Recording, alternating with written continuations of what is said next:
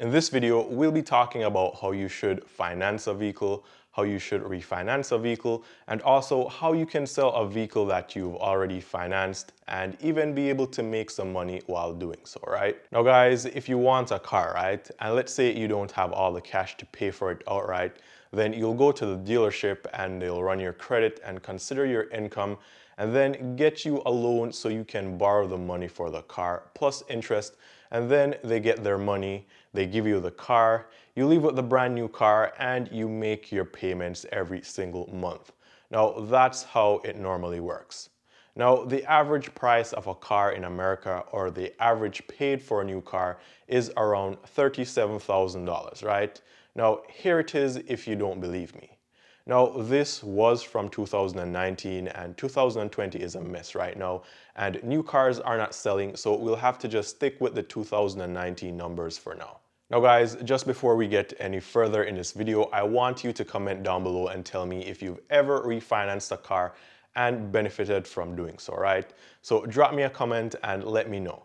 Now also, if you're new here and you're seeing me for the very first time, my name is Ian, and here on this channel I talk about making money, investments, and of course personal finance. So be sure to give this video a thumbs up, I'll really appreciate it, and also consider subscribing to this channel and turning on notifications so you can see new videos that I post here, and I post videos here on YouTube every single day. Now back to financing cars. So refinancing a car is simply when you already financed a car, and let's say you had a 620 credit score and the interest rate was 8% for argument's sake, right? Now a year later your score moved up because you were responsible with your credit, and now you have a 760. Now you can go refinance that loan, get it paid off, and get a loan to cover it at a lower interest rate, let's say at around 4%. Now this is 4% per year, right? Now the difference between 8 and 4% is 4%, but I know it doesn't sound like much, so we are going to break this down a little bit more so you guys can have a better understanding of why you should consider, or hopefully not just consider, but actually refinance your car loan. Now I'm going to be using averages here, right? So the average car is now costing around $37,000, and the average term to pay for this car, or any new car now, is 60 months. Now the average credit score falls anywhere between 601 and 660, and for that credit score the average car loan will run you about 8% in interest per year.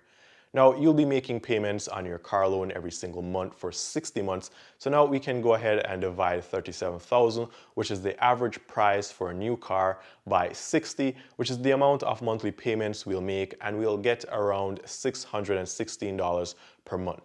So that's what your payments would be. But we haven't factored in the interest as yet, so let's go ahead and do that right now. So to get the interest paid per month, we would take the average interest rate, which is around 8%, and then divide that by 12, and then also multiply that by 0.006, and we get $222, and that's the amount of interest you'll be paying every single month. So think about that now. You're making a car payment of around $840 every single month, and from that $840, you're giving away $222 in interest. So that's a big deal. Now the interest paid will go down over time since you pay interest on the amount you owe, and as you make payments the principal will be less and you'll owe less, so the amount will slowly go down over the years, but it's still going to be the average interest rate, right? Now, in addition to this, driving your car off the lot means it just lost a good chunk of its value, and the first 3 years are when a car loses its value the most, and that takes us to car hacking. But I think we should save that for a new video. So now that we have established just how much we are paying in interest with the average car price, the average credit score, and the average loan term and interest rates, we can now look at the refinancing part of this. Now, refinancing would be when you try to get a lower interest rate so you can slash the interest payments in half, or just your monthly payments, right? So this is where things get a little tricky though, and oftentimes you really lose more money when you refinance cars. So here's why. So when you go to refinance your car, they want to make more money. They always want to make more money, no matter what they tell you. So what they'll do is they'll try to extend the period of time you have to repay the loan by a year or two, and of course they will lower the interest rates a bit so you think you're paying less interest, And of course, in theory, you are because it's a lower interest rate. But now you get stuck paying interest for an additional 1 or 2 years. And if you were to calculate the interest at the lower interest rate, but let's say add 2 more years, then you would end up paying even more interest than if you were to just stick with your initial loan and interest rates. It happens, guys. And so when financing or refinancing a car, that's something you have to look out for. Never watch the monthly payments and just think, okay, I have a lower payment, so it costs less. Now, this is something that happens ever so often. And now that car prices are falling and people are looking for deals and also trying to refinance their cars at lower rates, I thought this was something that I should mention because you don't want to get a lower interest rate and a lower monthly payment, but then get additional time. And then before you know it, you realize that they cheated you and you are now paying even more interest on your car loan than you would have been paying if you stick with your original car loan. Now, the way this should work, at least if you don't want to get cheated, is that you'll have a better credit score, right? Let's say you have a 740 or more, and then the average interest rate for a car should be around 4% for that credit score. And now you can either keep the same repayment period and then make lower payments, or you can reduce the length of the loan and make the same repayment amount, which means you end up paying for the car faster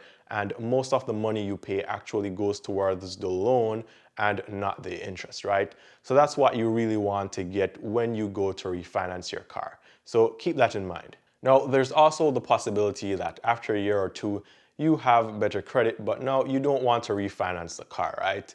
Instead, you want a newer car or you just want a different car. And so you want to sell the car and get out of that deal so you can move into something else. Now, this isn't impossible, right? You can sell the car, but the bigger problem here is that most likely if you're in your first year of paying for the car and you try to sell it, you may not break even and you may even go upside down on your car loan. So what this means is that the value of the car will be less than what you owe on it.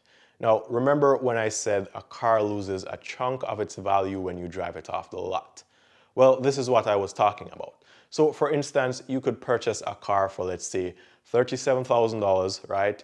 And in year one, you still owe $28,000 on the car, but the car is now worth only $22,000, right? So if you were to sell the car for $22,000, you would then have to find a difference of $6,000 to pay off the loan. So now you're out of a car, plus you owe money for a car that you don't even have. Now again, in another video, we'll talk about car hacking and when and how you should buy cars to best beat the depreciation while still getting a fairly new car with low miles and also warranty. Now, I keep saying a chunk of the value is lost when you drive off the lot, but to be exact, the average devaluation of a brand new car after 1 year or the first year is 20%. So that car you buy for $37,000 is going to lose $7,400 of its value in the first year. Now, that's a lot of money right there. So the only way you can get out of this situation is if you find some psycho person who is just really stupid enough to actually pay you more than what your car is worth for it, and then you can sell it. I doubt you're going to find anyone to buy from you though, because people who buy used cars care more about the price of the car and getting a good deal, or else they would just go to the dealership and get a brand new one, right? So they are going to know what the car is worth, and they're not even going to try to give you or try to get you to sell them for even what it's worth, right? They're going to want to buy the car from you for way less than what it's worth. Now, I, for one, am very guilty of this, right? I mean, if a car is worth $25,000, I want it for 18 because I want to know that I got such a good deal that when I'm ready to sell it next year, I can get $20,000 for it, or at least get back my $18,000. Now, with all that said, I want you guys to drop me a comment down below and let me know what you think about all that I've just said in this video, right? Do you think that refinancing a car loan makes any sense? And have you ever successfully refinanced a car loan where you were able to actually pay less in the end? Drop me a comment down below and let me know. Now guys, if you haven't already read the book, The Millionaire Next Door, then you've got to go and read it right now. Now this book covers so much about the lifestyle, and it even covers the types of cars the top percentile of the wealthy or the rich people drive, and how and when they buy them and where they buy their cars, right? Now I'm not going to tell you what is in the book, but I can tell you this much. They don't finance cars and they don't try to refinance them, right? At least not from earned income. Now, all in all, that book is a really good read, so be sure to get a copy and read it yourself. Now, I hope this video was very helpful and I was able to provide some value to you guys. And if you like this kind of content, be sure to give this video a thumbs up, subscribe to the channel, and click the notification icon so you can get updated on when I post new videos here, which is at least once per day, right? Now, in addition to that, be sure to also share this video anywhere you think it may be able to reach more people and help someone out as well. If you're a new subscriber or viewer here on the channel, be sure to check out my other videos on high-yield savings accounts, checking accounts, investments, credit cards, and ways to make money. Also guys, I've left a couple links below to free stuff and free cashback offers, so be sure to check out the links down below in the description for all kinds of free stuff. Once again, thank you guys for tuning into the channel. All the best with your car loans, and until tomorrow, take care.